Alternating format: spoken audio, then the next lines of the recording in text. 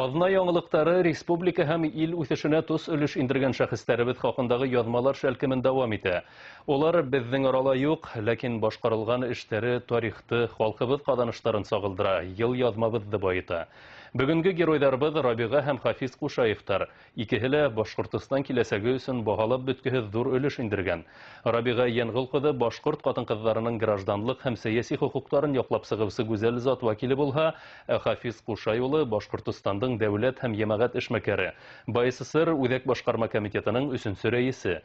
Икеһе лә сәйәси золом ҡорбандары. Азат Ғәлиуллин дауам итә. Файда, ярдәм эшләренә халык өсөн, беҙҙең республика өсөн, беҙҙең совет иле өсөн. 1921 йылдың ноябрендә Рабиға Ҡушаева БССР Үҙәк башҡарма комитетының 2-нче сессияһында Советтарҙың 9-нчы бөтөн Рәсәй съезында делегат итеп һайланы. Башҡортостан делегацияһын Совет хөкүмәте етәксеһе Владимир Ленин ҡабул итә. Рабиға Ҡушаева был осрашыуға башҡорт милли кейемендә барып, аҫаба халыҡтың вәкиле, милләт ҡатын-ҡыҙы образын кәүҙәләндерә. Рабиға Йомағолова Ҡушаева тарихыбыҙҙа тәүге сәйәсмән ҡатын-ҡыҙ.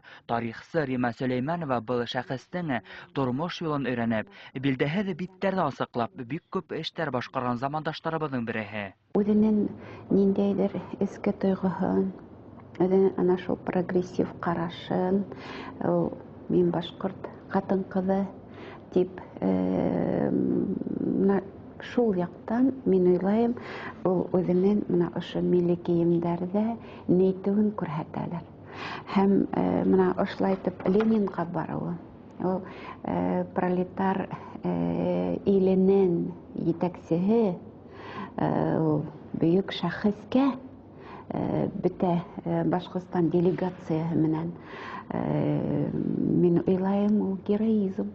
Йәшәһән милләттең яртыһын тәшкил иткән һәм уның үҫеүенә, сәскә атыуына ҙур көс һалған ҡатын-ҡыҙҙар, улар милләтебеҙҙең әсәләре. Шуны аңларға ваҡыт тейелә Рабиға Ҡушаеваның трибунанан һөйләгән телмәрендә. Һүҙмә-һүҙ яҙылған ҡағыҙ әле лә һаҡланған. 17 йәшлек мөғәллимә Рабиға Ҡушаеваның баһалап бөткөһөҙ эшмәкәрлеге лә яуапһыҙ ҡалмай, әлбиттә. Халыҡ хөрмәтләп уны милләт әсәһе тип йөрөтә.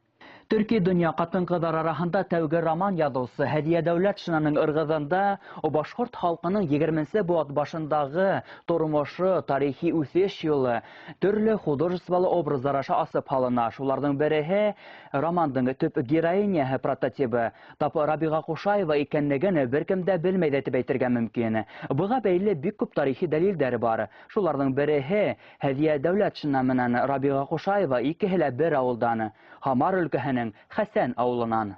Ниндәй генә тәнҡит иләге аша үтмәһен, Ырғыҙ романы тарихи хәтер һаҡлай. Рабиға Ҡушаева 18 йәшендә эшсе ҡатын-ҡыҙҙарҙың беренсе бөтөн башҡорт конференцияһын ойоштора. Төрлө йылдарҙа конференция, съездар үткәреүҙә ҡатнаша. Үҙе мөхәррирлегендә гүзәл зат вәкилдәре өсөн илдә тәүге Азат ҡатын исемле гәзит баҫтырыусы ла. 1929-1937 йылдарҙа Мәскәүҙә Халыҡ мәғарифи комиссариатында балалар йорттары буйынса инспекторда булып эшләй. Бик яуаплы вазифалар башҡара. Етем балаларҙың яҙмышына битараф булмағанға, уны балалар йортоноң директоры итеп ҡуялар. Бына билдәле бит инде Шәһит Хоҙайбирҙин исемендәге балалар йорто асыла. Шунда ул директор булып эшләй.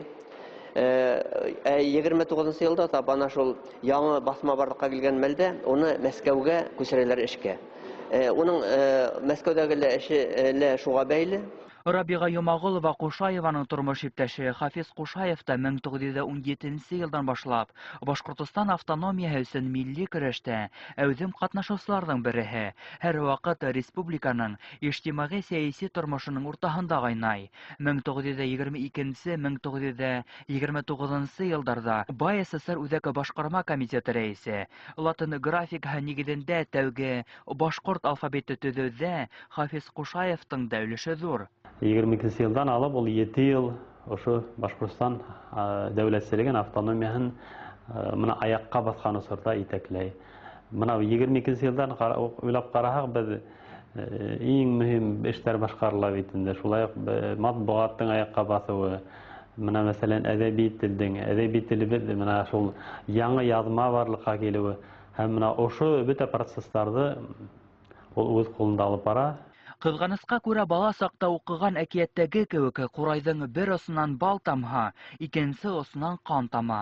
1937 елда Рабига Кушаева Мәскәүдә халык мәгарифе комиссариатында балалар йортлары буенча инспекторы булып эшләгән осырда командировкадан кайтып килгәндә юлда атып үтерелә. Һуңнан уның тормыш иптәше Хафиз Кушаев тугандары золым корбандары.